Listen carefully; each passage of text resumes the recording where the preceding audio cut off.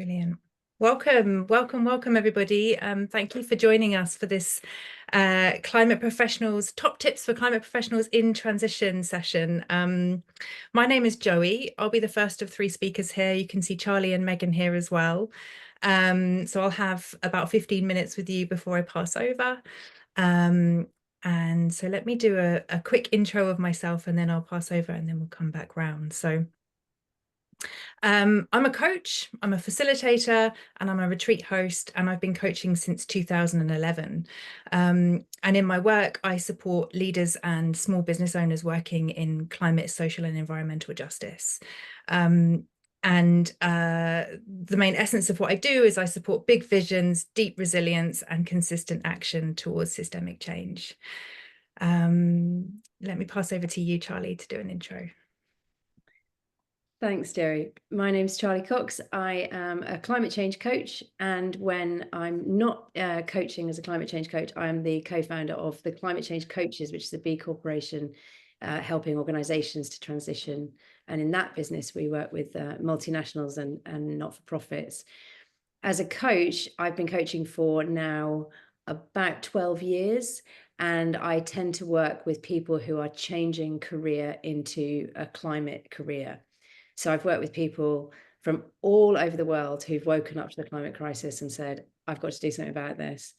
I'm also an author. I wrote the first book on climate change coaching, and I spoke at COP27 in Egypt about that topic. And I'm a mum to two little girls, which is the reason that I'm working on climate change. Megan, can I throw over to you? Yes, hi everyone. I'm also a founding member of Climate Change Coaches, and my main focus is climate pioneers, so leaders and entrepreneurs who are really at the forefront of leading climate action. So I worked with Climate Kick, which is the EU's main climate innovation body, for several years. I'm a subject matter expert for founders that work on climate, and I do a lot of work with entrepreneurs and people really trying to find new ways to create change in the world. I've also got two kids, and also Joey's a mum, so all of us have this kind of the same impetus to try and create a better world. So it's really great to be here with all of you. Okay, great. So today in my session, I'm here to talk to you about resilience. And the reason that resilience matters to me, like lots of people, is because I learned the hard way that actually burnout isn't any fun at all. And also because I deeply care about what we're all trying to achieve here. And for that to be a success, I really feel that we need to be resilient in our beings. So this isn't a new topic to you, I'm sure. It's talked about a lot in the climate space, but what I really hope is that what I offer you today is a slightly different take on resilience as an embodied approach. So what I'm going to do in the next few minutes is I'm going to talk a little bit about what resilience is and why it matters. We're going to do a couple of short embodied experiences around resilience to help you connect with what resilience is for you. And then hopefully at the end, we'll capture something, an insight or something that you can integrate into your resilience practice, into your life, that will support you in being more resilient going forward in your work. If you've got any questions during this, we'll make a little bit of space to put some questions in the chat a bit later. We're probably not going to be looking at the chat as we talk, so just bear that in mind. If you have anything to say later, we'll make some space for it. And the other thing that I want to do before I move forward is also just to credit one of my teachers in this space. So Stacey Haynes, she's an amazingly powerful leader in the space of somatic coaching, and particularly around trauma and healing and systemic change. And if anything I'm talking about today is interesting to you, I welcome you reaching out to me afterwards or finding her, because this is, yeah, it's good stuff. So what is resilience? There's kind of two sides to this. At its very basic, it's our ability to bounce back is one way of looking at it. So I've heard people talk about this as like grass or moss, that when you step on it, it bounces back. And that's the same for us, right? So if we are, if we've had a difficult experience or a prolonged stress or a trauma, it's our ability to kind of come back after that. It's also sometimes described as our ability to return to center, our ability to return to purpose and to create possibilities for the future. So they're not exactly the same, but I think they give you a sense of this being a really important aspect of our work. We are inherently resilient. We're born into resilience. In this incredible package of the human body, resilience is inherent and natural to us. And resilience can be cultivated. So that's kind of where we're going today, is it doesn't have to be by chance. You can embed it. You can make this part of how you show up in the world. And resilience isn't just a physical or a mental experience, it's a whole body experience, which is why we're doing an embodied resilience experience today. If you practice holistic resilience, you will cultivate it in a whole body way, rather than just in your mind or in your physical being. And why does this matter? So I already said, this is our natural state, it's who we are. And in the climate space, there are inherently an awful lot of difficult challenges ahead of us. There's a huge amount of prolonged stress, and there's also a lot of trauma. And so it's really, really important, in order for us to do this really difficult work, that we cultivate this sense of resilience within ourselves.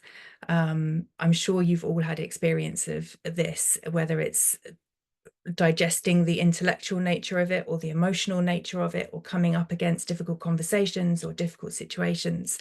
And like I said, sometimes trauma too. Inherent within the climate space, there is a lot of trauma. And so to keep showing up for the challenges we face, we need to practice and cultivate that resilience. So enough talking, let's jump straight into a guided breath work. And I really welcome you to make yourself comfortable. There's a very short one for us just to connect with our feeling selves first. And then we're going to go into a breath work, an embodied experience of resilience. Experiment with this, play with this, especially if this is new to you. This works differently for different people, so try not to bring any judgment in here. This is just about trying a new experience and hopefully gaining a really valuable insight as a result of it. It's a taster. So encouraging you to get comfortable in your seat, or standing or lying down, whatever works for you. Feel free to, if it feels okay to, just soften your gaze or close your eyes. And what that does is it just shuts off one of our senses, so it enables us to go inward a little bit more easily. And I just would love to invite you just to bring your awareness down from your head, down through your neck,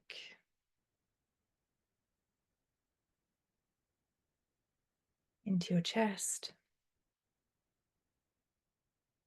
If you've got your eyes open, you'll see that I've got my hand on my chest, so inviting you to bring a hand onto your chest. And just feeling the breath as it comes down into your body.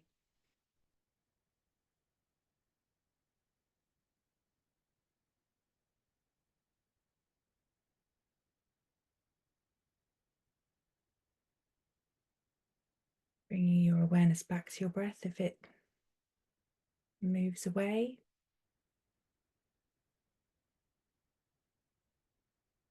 Noticing how the breath feels in the body. So a lot of this work is just about noticing, bringing awareness and noticing to the sensations and the feelings of the body. The body has so very much wisdom and knowledge.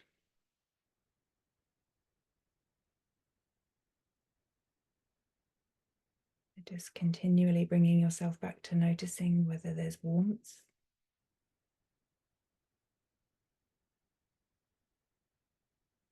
where there's movement.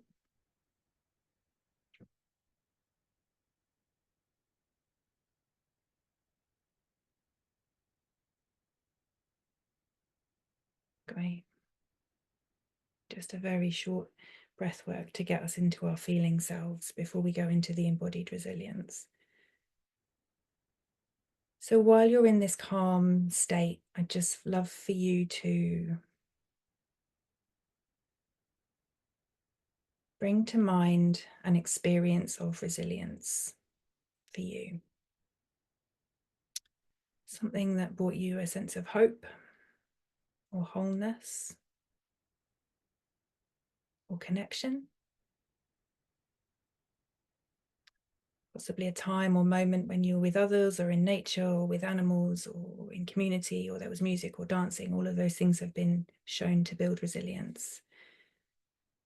So what is an experience of resilience for you? It might be a moment or something you do consistently.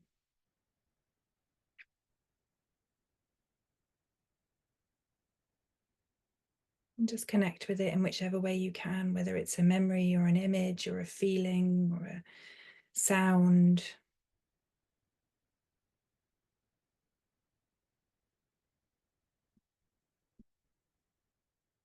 Okay, great. What we're going to do is we're just going to linger in this. We're going to stay here a while and we're going to notice. Putting yourself back in that experience. For me, just by way of giving an example, for me, an experience of resilience is walking in the woods with my dogs. Nature, trees, animals, and that refuels me, that centers me.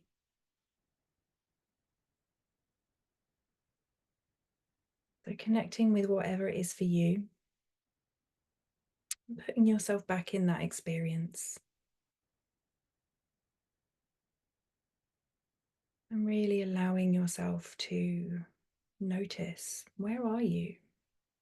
Maybe you see something, maybe you have a memory, maybe you feel something. Or maybe you hear or smell or taste this experience.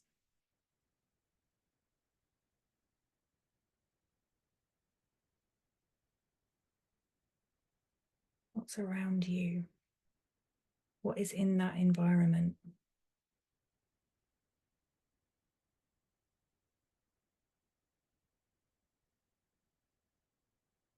What's happening in that environment? Just noticing, noticing, noticing. As much detail as you can about where you are, what you're doing or not doing, who you're with.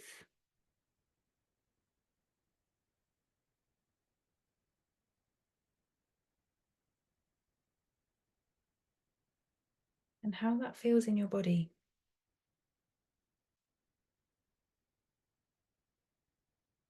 Maybe noticing if there's a sense of stillness or relaxedness in your body.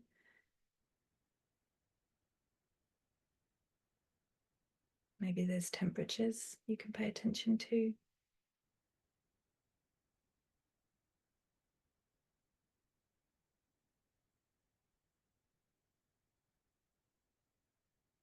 Maybe there's other sensations or movements within your being.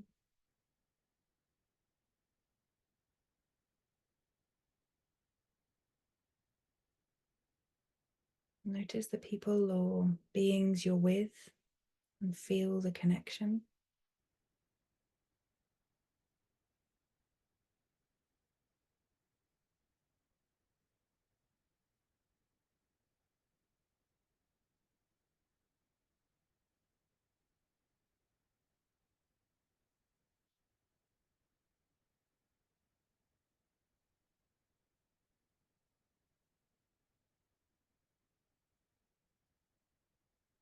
Bringing yourself to your heart. Noticing anything in your heart in this space.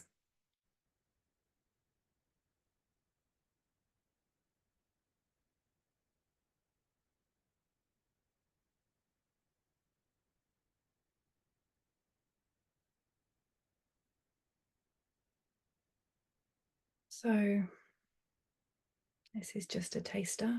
We could spend much more time here, but before you come out of it, just love for you to just bring some awareness to what you felt in this experience, how you feel having been in this experience.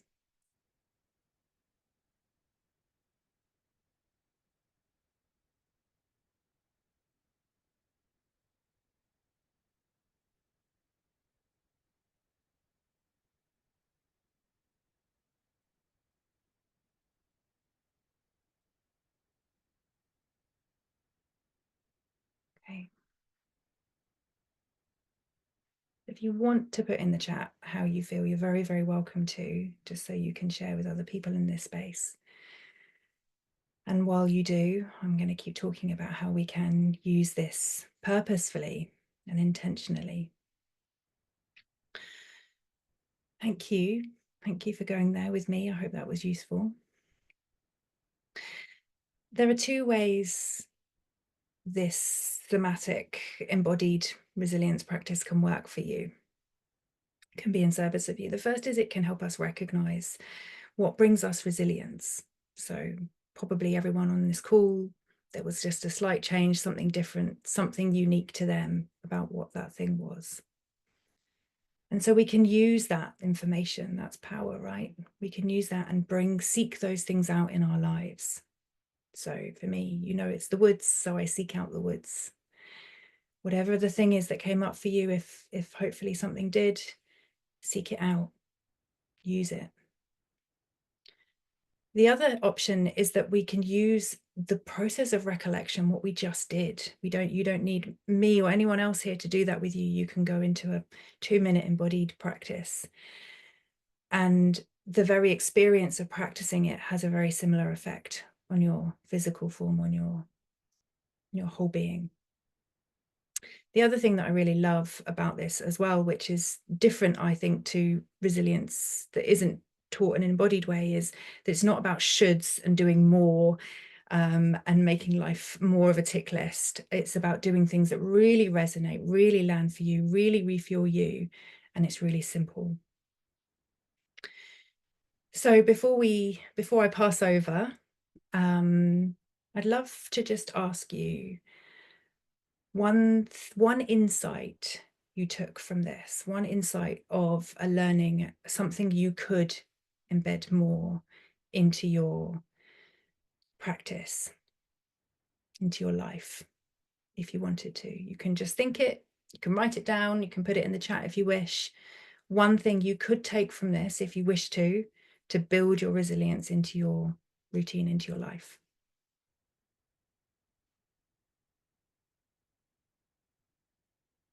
And just to leave you with a thought is that we don't have to wait for resilience to happen to us.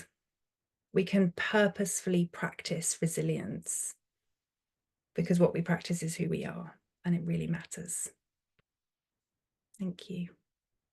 Happy to take questions at the end, or feel free to reach out if there's anything that anybody wants to ask me after this. Over to you, Charlie. Thanks, Jerry. Wow, I feel so peaceful after that. So I've also only got sort of about 10 minutes, so I'm going to be very quick, but try to hold on to some of that peace that you've just given us. So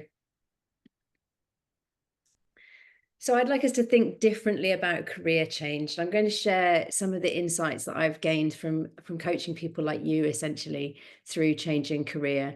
This is not the definitive version. This is just insights from the coaching that I've done over the last 12 years or so.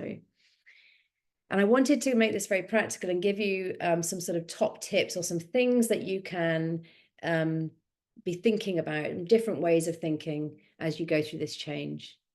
So the first one is that we expect to pivot completely. I often find people come in, and this was me too, because in 2016, I decided I want to work on climate change. I'm a coach. Coaches don't work on climate change. I think I was the first person to call myself a climate change coach because coaches don't do this work. Then I met amazing Joey. Joe was coaching people on sustainability.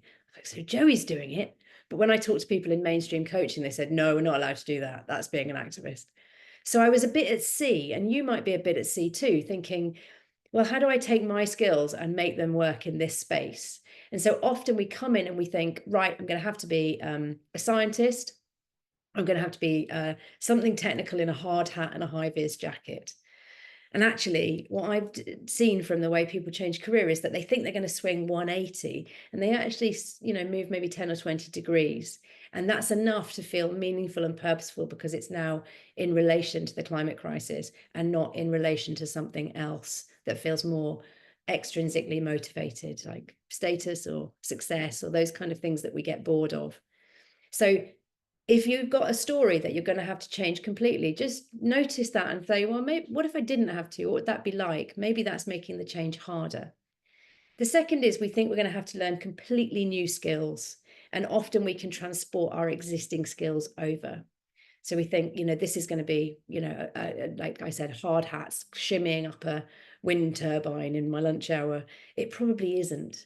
But again, because we've seen this subject as kind of other to us, it has been othered in a lot of ways.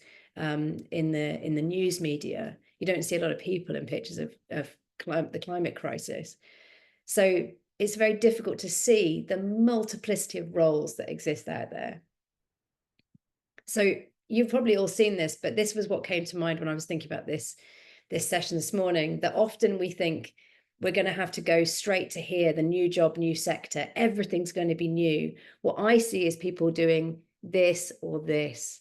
They take their same set of skills and they port them to a new sector, or they take their same, stay in their same sector, but they find a new job. They find a climate related version of their sector. Or they take their marketing skills to the climate sector somehow, for example, or their finance skills. It's very unusual for people to do this big jump in one go.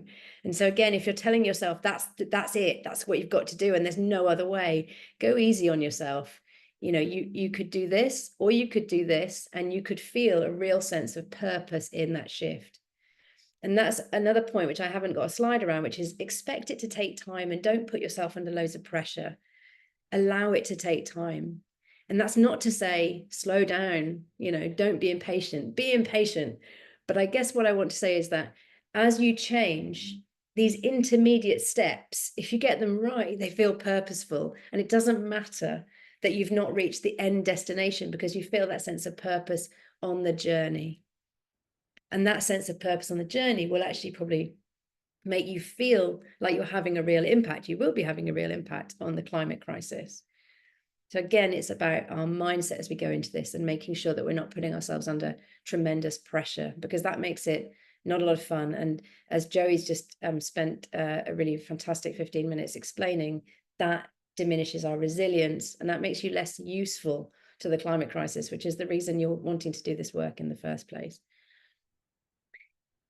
Then my third and kind of final point about change, if you like, is we underestimate the importance of people skills in the role of influencing in climate work. So at the Climate Change Coaches, we've just done a big piece of research with Oxford Brookes University looking at the soft skills needed by sustainability leaders. Only 8% of people interviewed, who were all in sustainability, either at a very senior level or right down to kind of professional level, only 8% said that technical skills were more important than soft skills. The rest said either that soft skills were more important or that they were of equal importance. In actual fact, quite a lot of people said soft skills were more important. But the headline message is only 8% said technical skills were the most important skill in sustainability work. So we probably, all of us, came into this thinking this is technical. But actually, in most organizations, this is a change management problem. And so these are the skills that sustainability leaders identified in our research as being useful. And you'll look at these. I'd love you to look at these skills and think, oh, I do that. Oh, I know how to do that. Oh, I've definitely done that before. You'll see your existing career in these bubbles.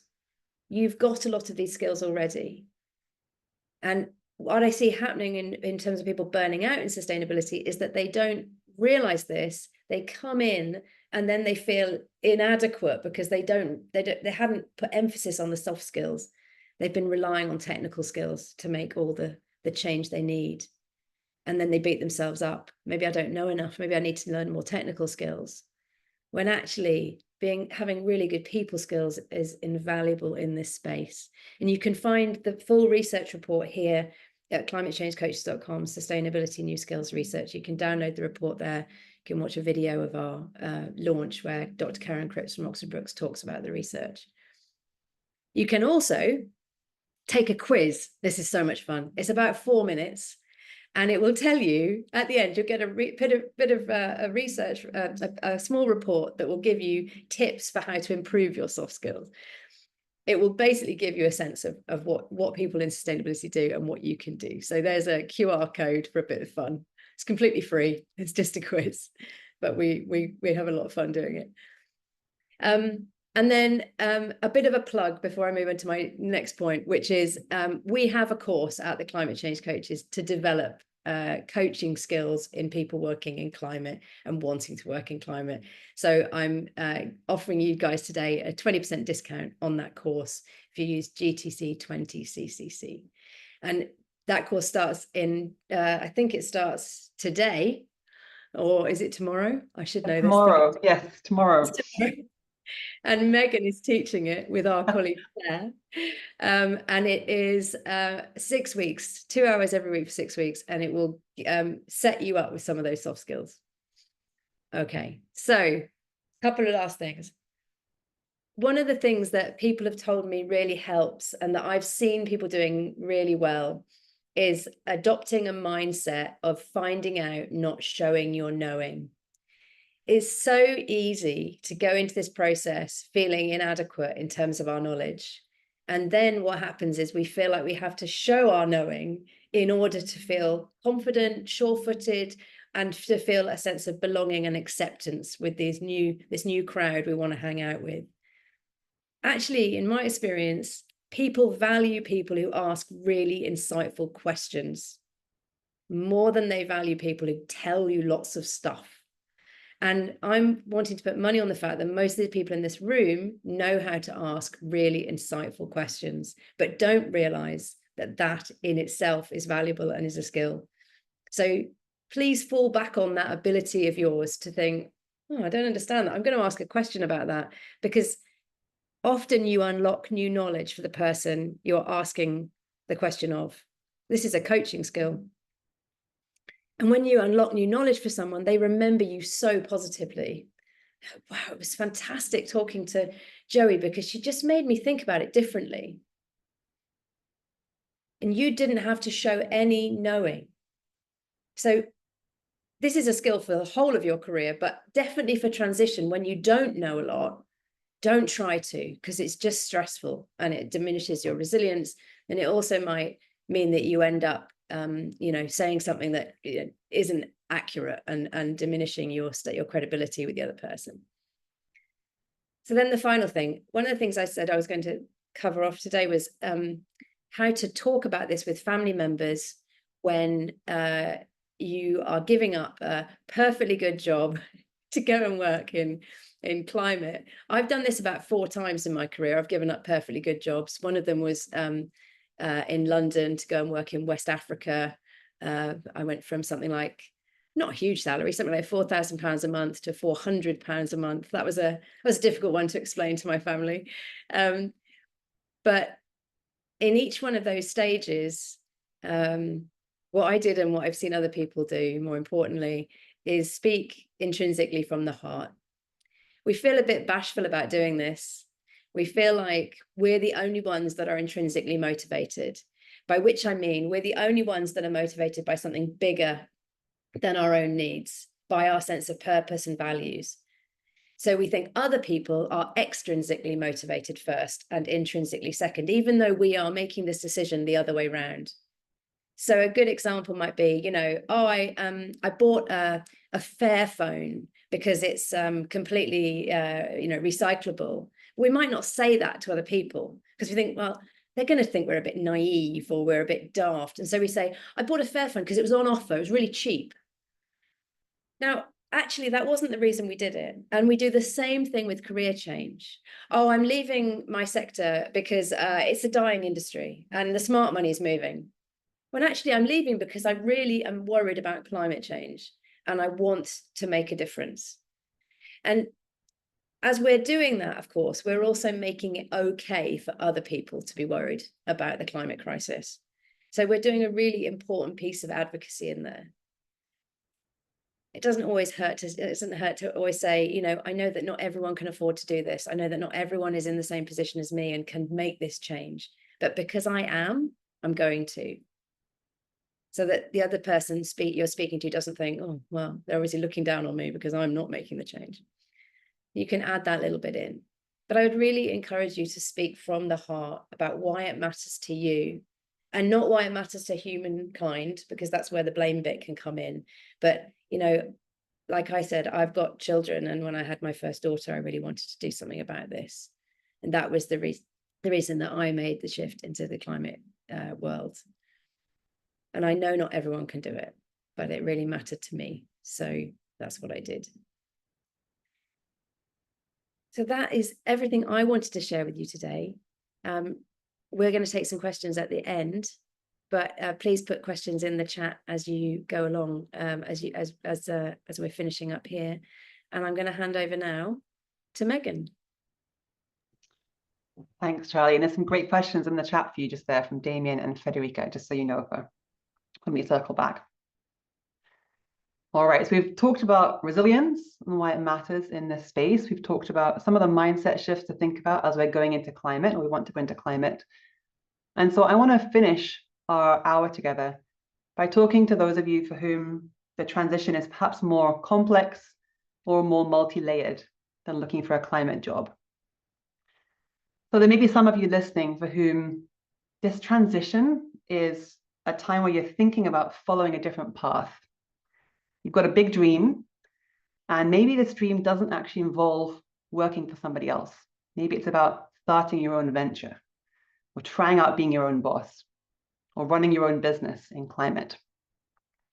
And so this in-between time is a time where you're thinking, maybe this is the time to take this dream seriously, or how might I kind of put some feelers out and see if it's viable. And I know some of you as well attending are already running your own businesses. So maybe you're thinking, could I start a new kind of section of this or branch into a new field? So if this is you, even if climate entrepreneurship is one of many possible routes you're considering, can you just put a number 1 in the chat for me? Because I'm curious who's in the audience. And if it is you and you feel like you've got a game plan, fantastic. And the question was, if climate entrepreneurship is one of many routes you're thinking of, if it's something that's kind of on your mind, what might it look like to go freelance or run my own business or be independent? Put a 1 in the chat for me, because it's not always as cut and dry as thinking about a 9 to 5. So if it's you, and there's quite a few of you, that's great, and you've got a really clear game plan and you're ready to go, then that's fantastic. You can stop listening, you can end this recording. But if you're feeling a little bit held back, I wanted to share a few things with you that I hope will help. Here we go. So in the next 10 minutes or so, before we take some questions, I want to share 3 really common mindsets that I see people being held back by in the climate entrepreneurship space. And the mindset shifts to make instead, because often we end up really stuck in our heads and not taking action on our goals. I'm going to share 3 practical exercises to really help support those mindset shifts and to support your mission. And then lastly, I'll end with 3 techniques to test your business idea in a low stakes context before you go all in on it. Because one of the myths I often hear in would-be climate entrepreneurs is that it doesn't really count if it's not full-time. It's got to be my only source of revenue if I'm going to be a serious entrepreneur. And yet the reality is it's a really scalable path to explore.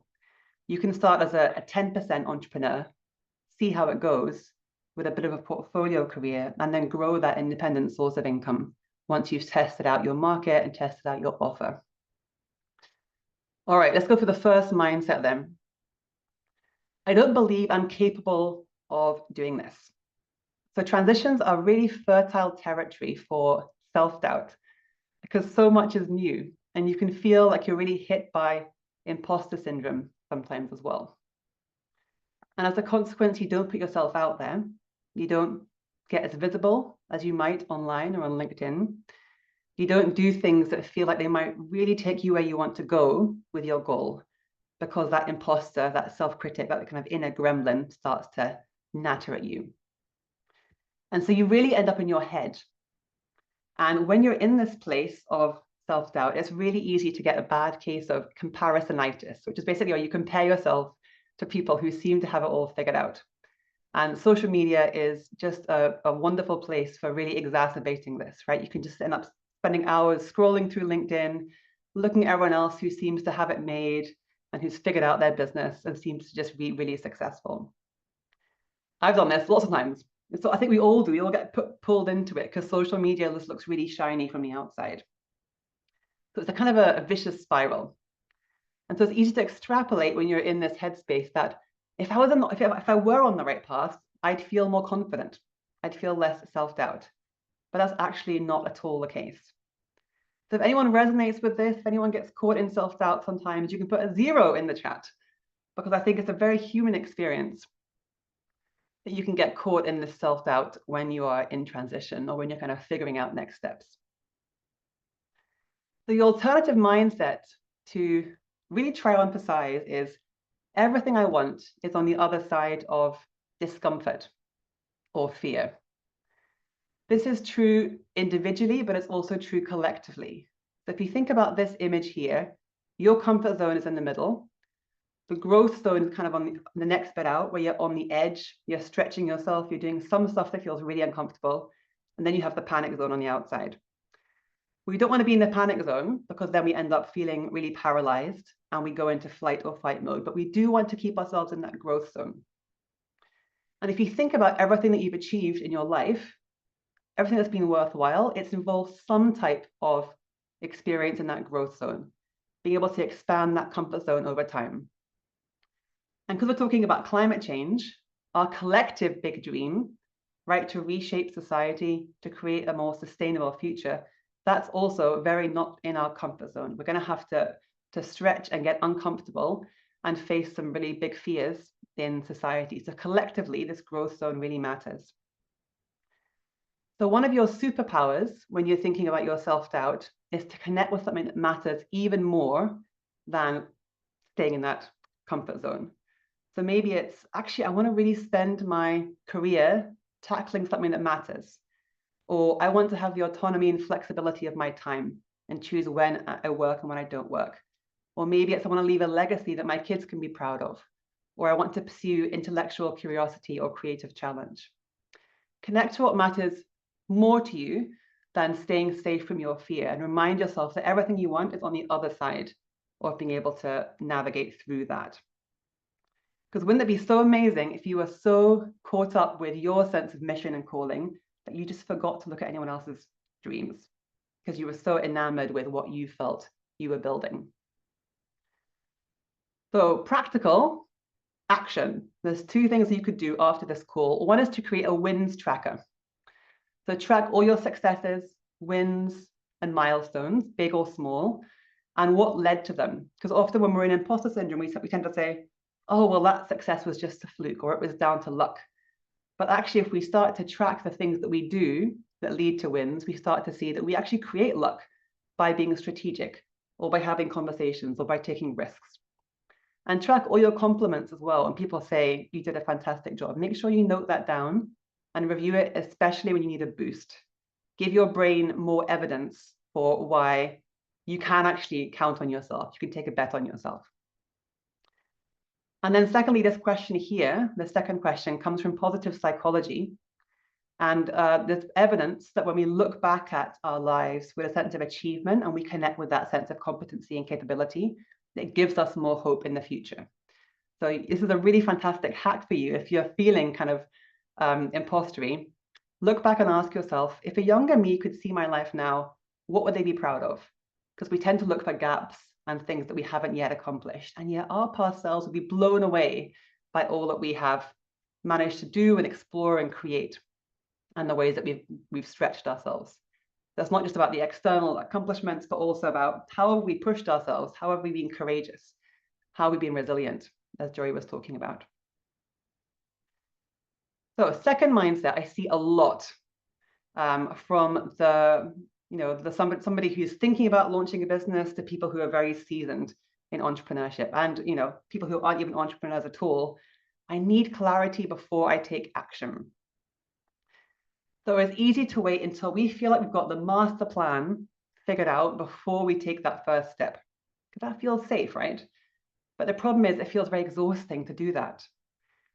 Most of us care enormously about doing a good job. And when we take action towards our dreams, especially if it's kind of a business or a career move, it can feel like our impact on climate is wrapped up in this vehicle, as is our identity. So there's so much at stake for us emotionally, and we end up stuck in our heads in analysis paralysis. So it's really understandable, but the problem is when we're in this mindset, we can spend a huge amount of time and energy that we could have spent actually figuring out the path and figuring out what the next steps might be. And this mindset can also take a hit to our confidence. So it loops back to the first mindset, because when we're in our heads waiting for clarity, obstacles often appear bigger than they are in real life. So we end up making a challenge bigger than it needs to be, and we feel even more intimidated. I know it resonates with that. You can put, I don't know, a 2 into the chat, because it's always comforting to see who else is feeling some of the same stuff, because we often feel like it's just us stuck in our heads. And yet it's a very, very common human experience, especially when we're thinking about big changes and we're in transition. So the alternative mindset here is that clarity comes from action and not from thought. Clarity comes from action and not from thought. This is really counterintuitive, because a lot of us in this call will tend to rely on our thinking to move us forwards, right? We're kind of like heads on sticks.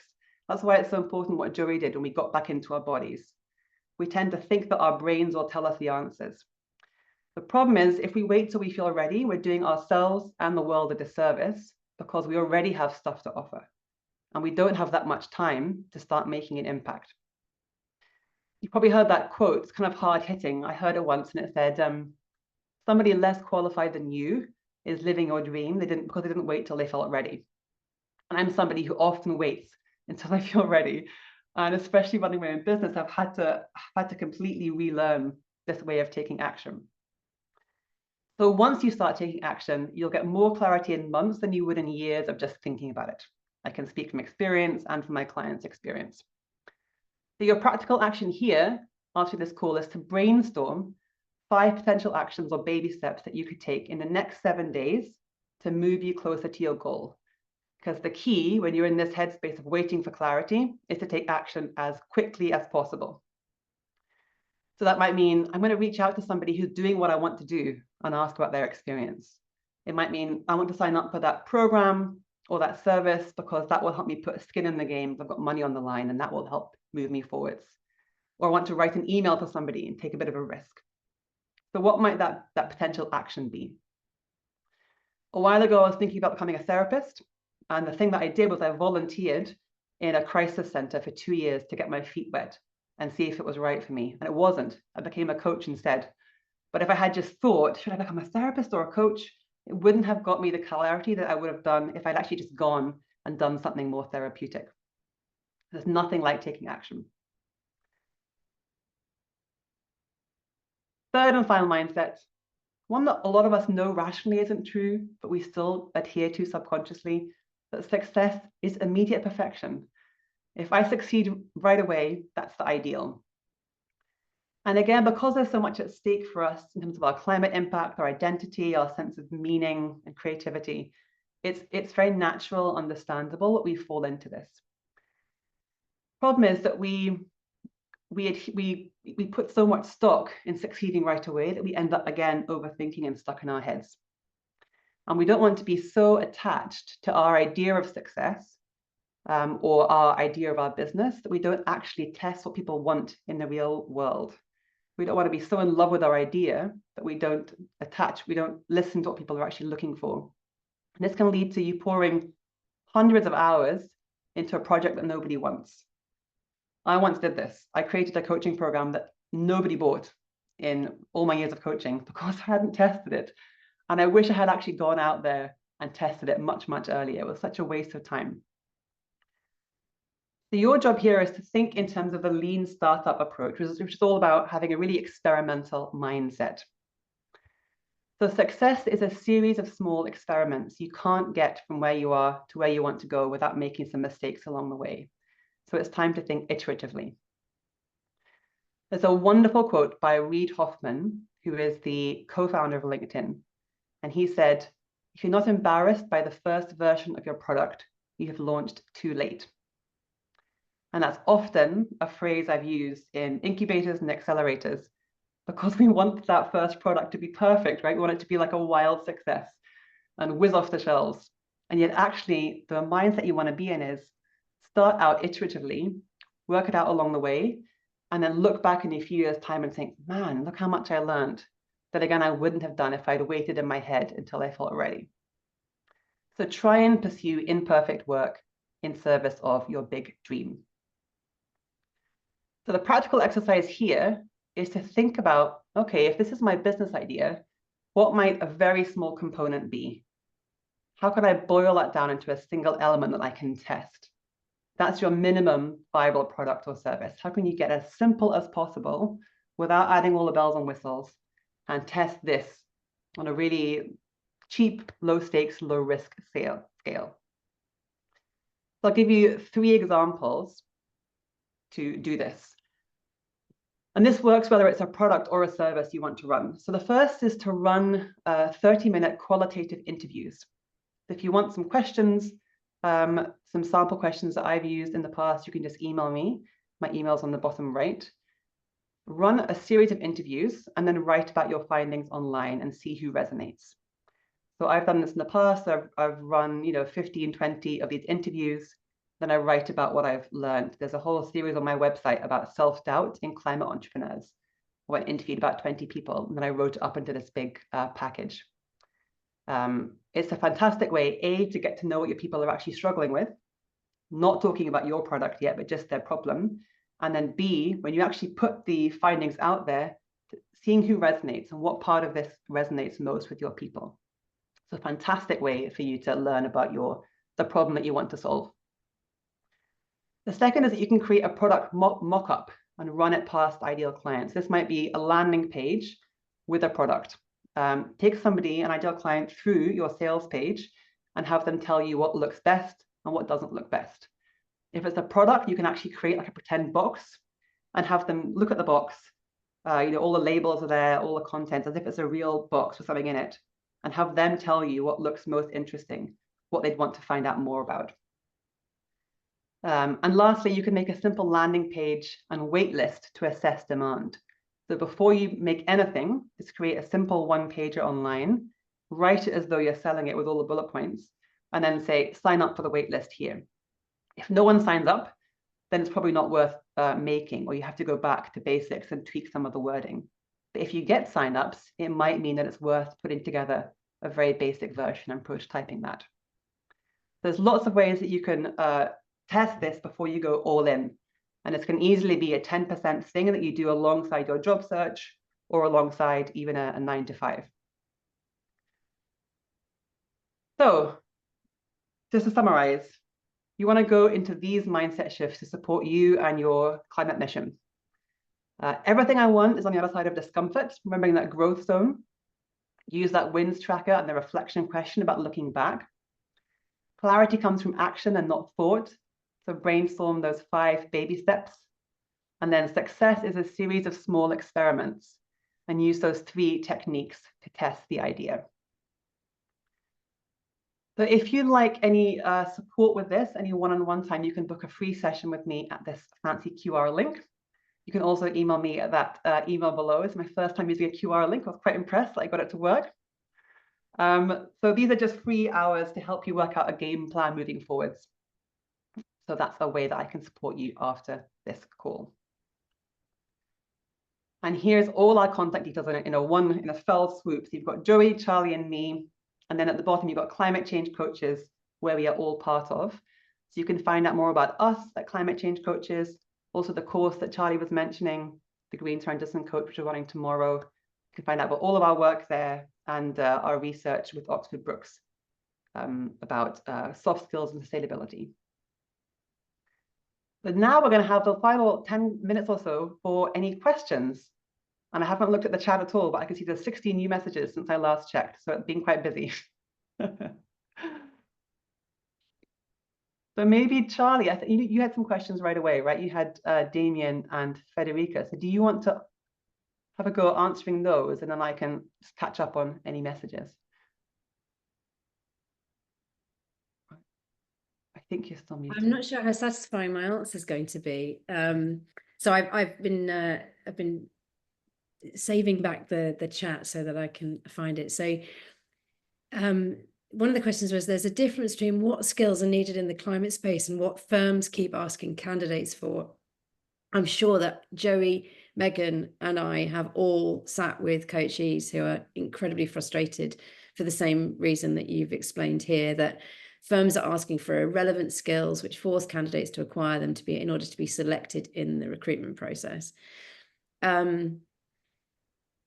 I guess one of the sort of slightly controversial perspectives I take is that I'm not sure people find jobs from job boards. Now, that can't be true because the job boards exist and they're obviously making money. But in career transition, rather than people just going from the same job to the same job, same sector, to same job, same sector, but slightly different company, I often see that those jobs are created through relationships. I don't mean nepotism and cronyism, but I mean through people reaching out and creating connections with others such that they can overcome that barrier. So that's one thing. So, in my own career transition, to Megan's point about making 30-minute phone calls, I had so many 30-minute phone calls with people in a much less systematic way than Megan has brilliantly described. But I just grabbed hold of people on LinkedIn and said, can I have half an hour of your time or 20 minutes? And built a network in the place I wanted to be and got advice from people and got to be known by people. And I'd really strongly suggest that, just so that you start to learn the lingo of the place you want, the sector you want to move into.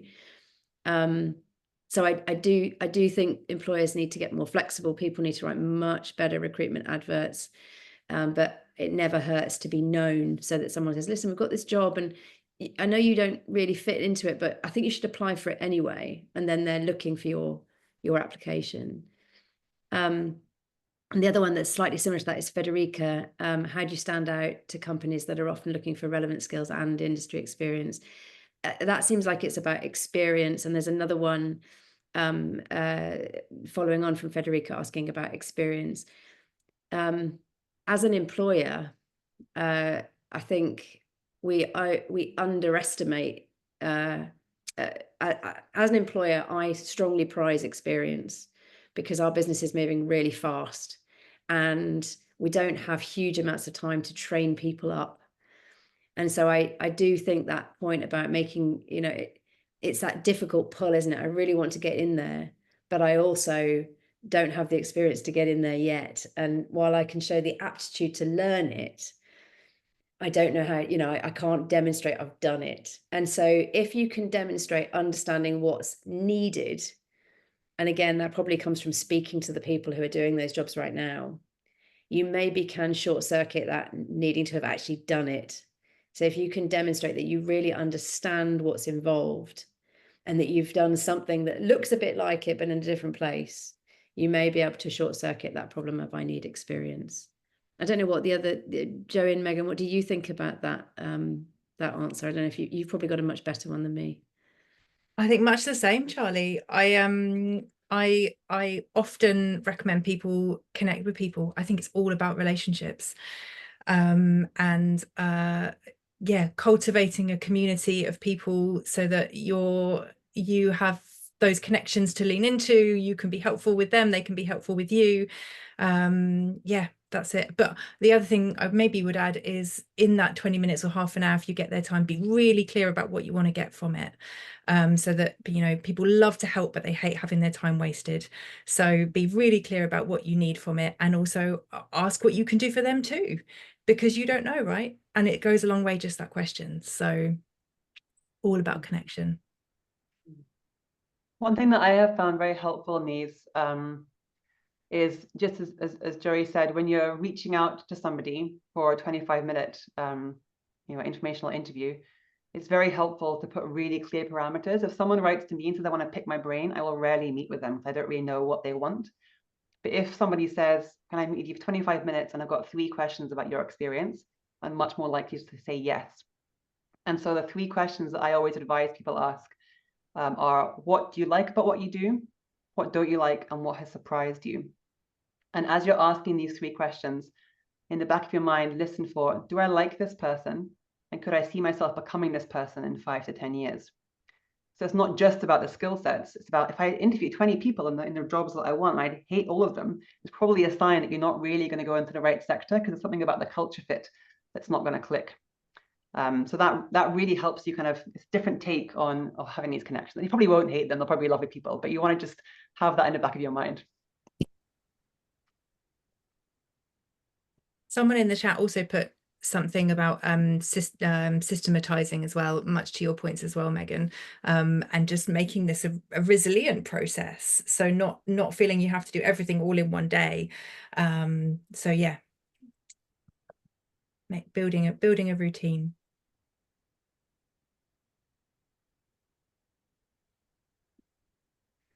So I think people have been saying in the chat, are we going to get any slides after this? I don't know if Tara will send the slides up. You will get the recording, so you can always replay it.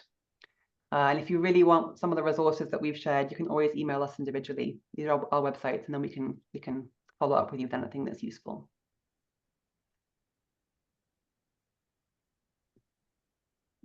Are there any other questions before we close?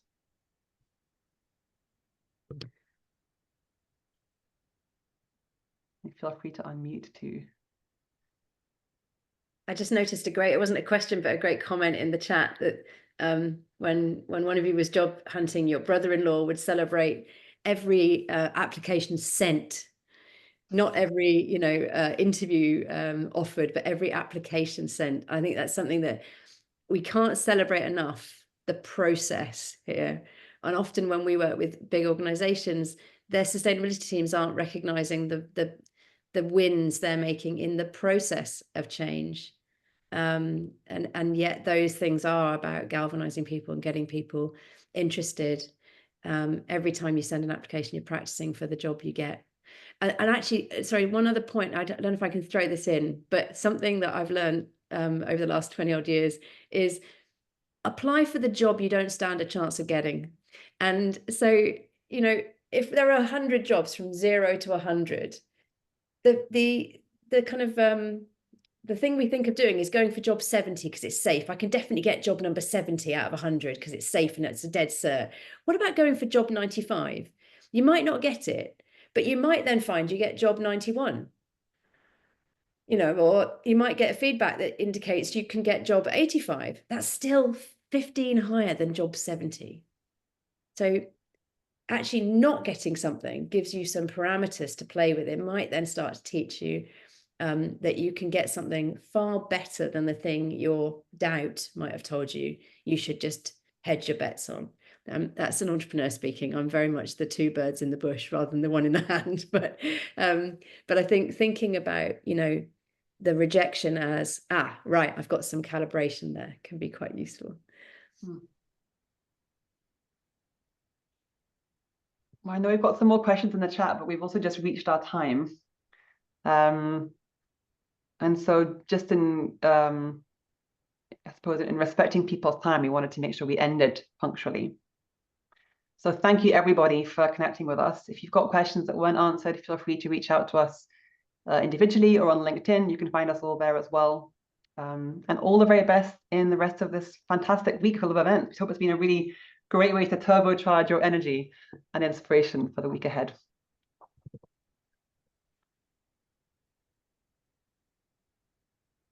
Thank you, everybody. You.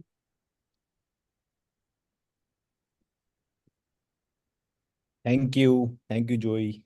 Thank you, Charlie. Thanks, Megan. Great session. Bye. Thank Bye. you. Thank you.